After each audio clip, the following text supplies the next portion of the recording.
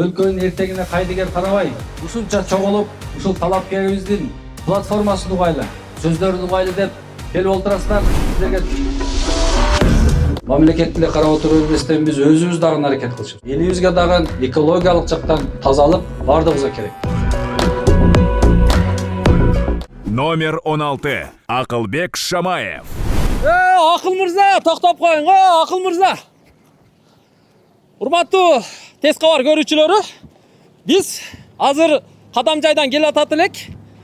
Номер 3 шайлоо округунан Кыргыз Республикасынын Жогорку Кеңешине депутаттыкка талапкер болгон Шамаев Акылбек Арапбаевич азыр агитацияда жүргөн экен. Телефон чалсак көк жарда экен. Азыр мына келип ушул жерде живой жолугуп калдым. Акыл мырза, кандайсың? Иштер жакшыбы? Чарчап атасыз? Чарчабай алып атасыз? Болуп атат баары. Жакшыбы, десеңиз. Келиңиз, мындай микрофонду сразу эле илип коеюнчу. Бир аз убактыңызды алайын эми. Сизден жок дегенде бир 15 мүнөт интервью алып коеюнчу. Каяка жүрдүңөр? Ошко кайттым. Жакшыбы? Кадамжайды барып тарактатып анан кайта келатам да. Жакшы иштер? Жакшы, Кудайга шүгүр. Кандайсыңар? Команда вообще күчтүү го. Мына биз команда Дух менен берип кетип атат го. күндүгө ушундай. Үгүт иши башталгандан бери ушул 3-аймактагы бардык жерге ушул жөө кыдырып. Жөө кыдырмайбы? Үйлөргө өзүм кирем. Кирип, кыдырып, берип үлгүрдүм бардыгын. Мына көк жар өзүбүз ушул жер калган акыркы ай, 3 ай калды ушул жерде. Салам алейкум. Кандайсыз? Ассаламу алейкум. Кандайсыз? Ден соолук жакшыбы? Аллага шүгүр, Эмдүүсүзбү? Аллага шүгүр. Чарчабай. Жакшыбы? Мына татыктуу кандидатыңыздар экен. Молодец. Программаны Ушундай окуп жаштарды шайлаш керек. Себеби дегенде азыр жаштар керек. Энергичный жигиттер керек. Шайлайсызбы? Шайлайм. Саламатсызбы? Удачи. Эже кандайсыз? Жакшысызбы? Ок, таанышып коесом мен өзүм. Акылбек Шамаев, сенби? Мен. Өзү. Анын сенен пешелең ачып жатып кеткен. Аллаху акбар. Бардыгы кана мыйзам чыгарып койсо, сен эмне барып так коет. Дуа кыл. Рахмат. Рахмат. Акыл мырзаны дагы бир жолу тааныштырып коеюн. Ошо Кыргыз Республикасынын Жогорку Кеңешине номер 3 шайлоо округунан талапкер катары чыгып жаткан жаш талапкерлердин бири. Бирок буга чейин бир топ мамлекеттик кызматтарда иштеген. Акыркы жолу сиз ушу Ош мэриясында курулуш тармагында, капиталдык курулуш тармагында жетекчи болуп иштедиңиз, да? Азыр канча жаштасыз? Азыр 40 жаштамын. 40 жаштасыз. 85-жыл. Раса иштейин деп турган. Өз тажрыйбаны алдык, окууну бүттүк. Эми иштей турган мезгилге келгенде адам өзү мындай өзүңө бир ишенич пайда болуп калат. Мыйзам жазсам, кызмат кылсам деп. Ушул жашта буюрса мындай. Кайсы иш болсо дагы жасайм деп калган учур экен. Жогору жактан барып элге кызмат кылайлы деп чечтик. Билим кандай? Билим, жогорку билим биринчи юрист. Юридикалык билим. Биринчи юридикалык билим. Кийин президенттин алдындагы башкаруу академиясын магистратураны бүткөм. Башкаруу академияны. Андан кийин Ош технологиялык университетинен курулуш тармагын бүткөм. Курулуш тармагы. Ал кийинки окууларды эми иштеп жүрүп окугам. Буга чейин экотех инспекцияда көбүрөөк иштегем да. Жалал Абадта, Ошто. Ошол иштеп жүргөнүмдө окууду бүтүп. Биринчи образованием юрист. Юрист. Анда жакшы экен да. Негизи юристтик билими бар инсанга депутат болуу оңой болсо керек деп ойлойм. Туура. Себеби бүт мыйзамдарды билет. Туура. Юридикалык тармакты толук билет. Мен деле журналистикадан блогерликке өткөм да. Журналист болгон үчүн блогер болуу мага оңой болду. Сизге деле мисалы юрист болгонуңуз үчүн депутат болуу оңой болсо керек дейм. Себеби бүт кагаз ишин билесиз, бир топ мамлекеттик кызматтарда иштедиңиз, туура? Туура. Өзү бардык кызматтарда, бардык тармактарда бардыгы мыйзам менен иштейт да. Мисалы үчүн курулуш тармагы деле өзүнүн мыйзамдары менен иштейт. Экология тармагы деле бардыгынын өздөрүнүн бир топ мыйзамдары менен иштейт. Өзүм жогорку кеңеште да иштегем. Жаңы окууну бүткөндө. Качан жогорку кеңеште иштедиңиз? 2013 2016 3 жыл. 3 жыл. Биринчи стенограммалар менен иштөө бөлүмүндө баш кадис болгон. Анан 6-чы созупта депутат Масабиров Талайбек Айтмаматович, бүгүнкү күндө дагы действующий депутат. Ал кишиде 8 ай консультант болгонмун. Андан кийин юридикалык бөлүмдө эксперт болгом. Кийин ошол жерде иштеп бир ниет кылган элек. жогорку кеңешке депутат болуп келсек, депутат болуп элге кызмат кылсак, элдин үнүн жеткирсек, бирок ушул элдин үнүн жеткириш үчүн тажрыйба алыш керек, аймактарда иштеш керек деп ошо экотек инспекцияга кеткенмин ошол жерден. Экзаменге катышып, Жалал Абадта иштедим, Ошто иштедим, кийин архитектура тармагында иштедим, туризм тармагында да иштедим. Туризм өнүктүрүүнү колдоо фонду ачылган 22-жылы. Ошол жерде Көп тармакта иштейбиз да. Көрдүңүздөрбү, урматтуу шайлоочулар? Бул талапкериңиздер Акылбек Шамаев. Жогорку кеңеште иштеген турбайбы? Ал жактын ашканасын сиз кухнясын билип турбайсызбы? ооба, Жагдайдын баардыгы. жагдайдын баары. Негизи депутаттын милдети эмне сиз үчүн? Депутаттын негизги милдети элдин үнүн ошол жерге жаңыртып, жеткирип, айтып, мыкты мыйзамдарды жазып, анын аткарылышын көзөмөлдөө да. Көзөмөлдөө. Азыр көпчүлүк мына элге жайылтып айтып келатабыз. Эл деле угуп, түшүнүп калыптыр.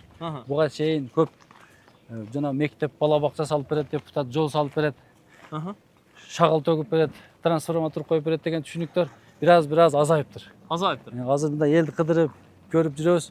Туура, силер жол салып бербейсиңер, мектеп куруп бербейсиңер. Бирок ошондой болсо дагы көмөктөшөсүңөр деп билип калыптыр. Анан айтып деп түшүндүрүп атабыз. Сиз эгер депутат болуп, пешенеңизге жазып, тагдырыңызда жазылган болсо депутат болуш. Депутат болуп барып калсаңыз, крестокко кучактап иштейсизби же чуркап иштейсизби? Мен чуркап иштейм. Чуркап иштегенге биз көнүп калдык. Мен өзүм дагы чуркаганды өзү басканды жакшы көрөт элем. Азыр мына командам, досторум, инилерим, мына төймөйүн башка айылдардан да келип артымда командама кошулуп жүрүшөт. Аябай тез басат экенсиз. Бизге да жагып атат деп, мына акырлап калганда көнүп калышты. Булар да тез басып калышты. Сизге Оштун мэри Жеңишбек Токторбаевтан жукта. Ошонун жанында жүрдүңүз. Жүрдүм. Жакшы нерсе экен. Ош шаарында акыркы мезгили ушу курулуш тармагын жетектедиңиз. Курулуш тармагы. Капиталдык курулуш тармагы, туурабы? Ооба. Анан ошо Ошто акыркы бир жылда аябай Ош мэриясынын кызматкерлери мэр баш болгон баягы жамаат аябай трендке чыкпадыбы? Чуркап кетип аткандардын бири сиз элеңиз. Ошонун чуркап мындай раса тапталып атты суутат го. Ошондой болуп калдыңыз да? Ооба. Чуркап. Буюрса депутат болсок дагы ушинтип элди кыдырып, үймө кирип, мунун жакшы жагын да бир айтып берейинби? Кыдырып басып жүрүп, кээ бирки үйлөргө кирсек, ушундай биз укпаган, билбеген, кээ бирки үнү жеткире албаган жарандарыбыз бар экен да. Үйдө ДЦП менен ооруган, мүмкүнчүлүгү чектелген балдарына өмүр бою ата энесинин бирөөсү, аялы же өзү эртели кечке ошону карап отурган ата энелерибиз бар экен. Алар барып арызданайын десе же эшикке чыга албайт, бара албайт. Ушулардан ал акыбалын сурап, дагы кандай кылсак болот, алардын да бир сунуштарын алып, жазып алып, эртең барганда дагы көтөрөлү. Эми платформабызга жаздык үстүрттөн. Бирок дагы бир толуктоолорду киргизип, жазып, ушуга окшогон маселелер чыга берет экен да. Барып жүгүрүп иштешибиз керек да. Иштеш керек. Ар бир айылда баспаган көчөбүз менин оюмча аз эле калды да. Аз эле калды. Бүт бардыгын эле кыдырдык. Кээ биркилер эми үйүндө жок экен. Үйүнө кыстарып коюп басып кете бердик. Үйдөн чыкканда жолуктук, түшүндүрдүк. Так, Аракет кылдык эми. Кудай колдосун, Акыл мырза. Бул жерден буклет бүт маалыматтар жазылган. Шайлоо алдындагы программаңыз кандай? Айтыңчы, программаңыздын негизги өзөгү. Сиз депутат болуп баргандан кийин эмнени көтөрөйүн деп атасыз? Кайсы тармакты өнүктүрүү берейин деп атасыз? Бардык тармактарын учкай жазылган. Эми бардыгынын эле максаты бир кандидаттардын. Бирок биздики мына курулуш тармагына дагы көбүрөөк басым жасалган. Экология тармагына, себеби мен экологиялык көзөмөл кызматында көп иштедим.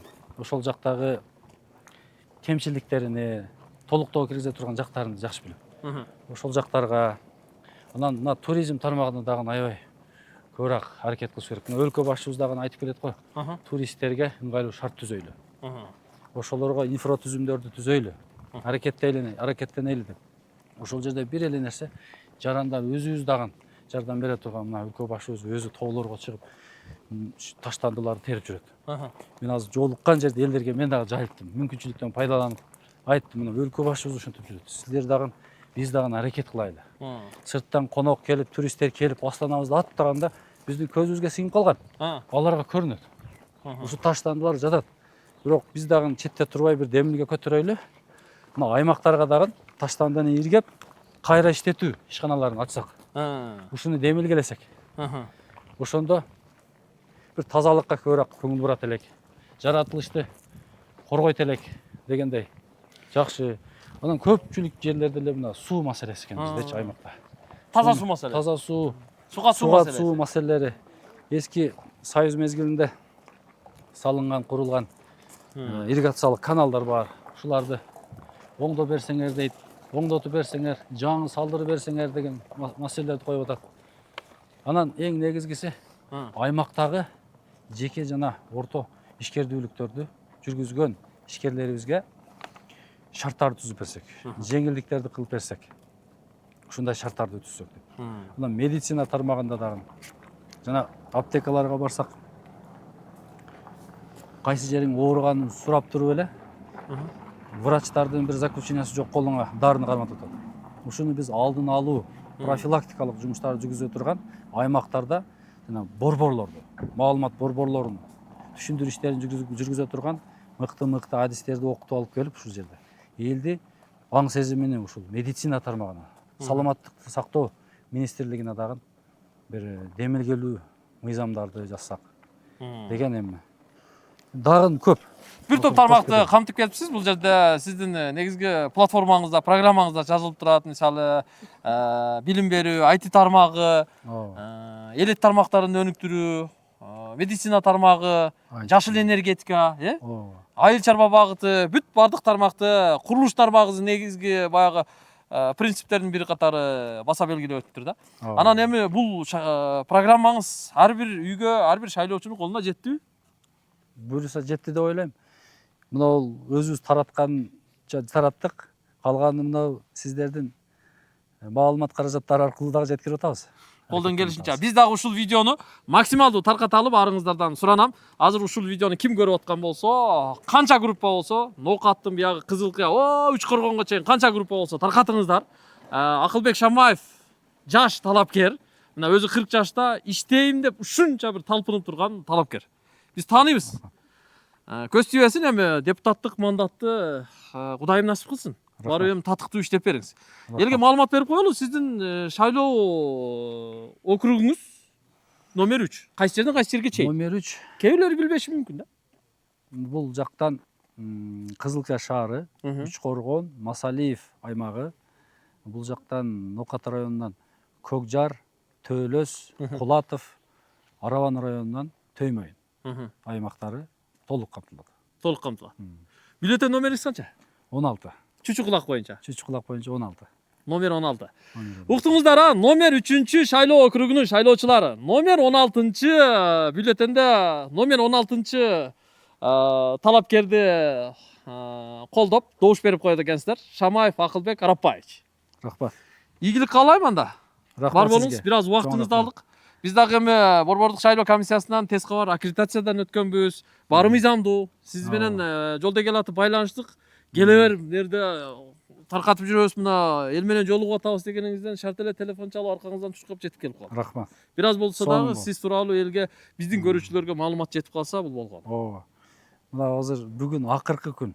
Бүгүн иштердин акыркы күндөрү биз үлгүрүп калайлы деп бир 3 айылыбыз калыптыр. Ошолордун көчөлөргө чейин кыдырып көчөдө жүрөт элек өзү. Буюрса бүгүн толук кыдырып бүтөбүз, бардыгына жеткиликтүү айылдарга кыдырабыз деген максат койгонбуз. Үлгүрөбүз бүгүн. Буюрса, Рахмат. бир нерсени эсиңиздерге салалы. Биздин дагы мындай кеңешибиз болсун. Өлкө башчыбыз баса белгилеп айтты. Андан кийин генералыбыз дагы баса белгилеп айтты. Кыргызстанда бөлүнүүгө жол жок. Кокту колотко, урууга, көчөгө, район, айыл-айылга бөлүнүүгө таптакыр жол жок. Биз буга жол бербейли. Буга чейин болуп келген, эми мындан ары жол бербей, тазасын, татыктуусун тандайлы. Алардын бири номер 16 Шамаев Акылбек Арапбаевич. Анан шайлоого кайдыгер болбоңуздар. Мен бир добушум эмнени чечет эле деген ой пикир бул мамлекеттин келечегине болгон кайдыгерлик. Баарыңыздарды 30 ноябрь күнү шайлоого активдүү катышууга чакырам. Акылбек мырза, ийгилик. Рахмат. Номер 16. Номер 16. Акылбек Шамаевди шайлайбызбы? Шайлайт экенбиз анда. Рахмат. Номер 16. Акылбек Шамаев.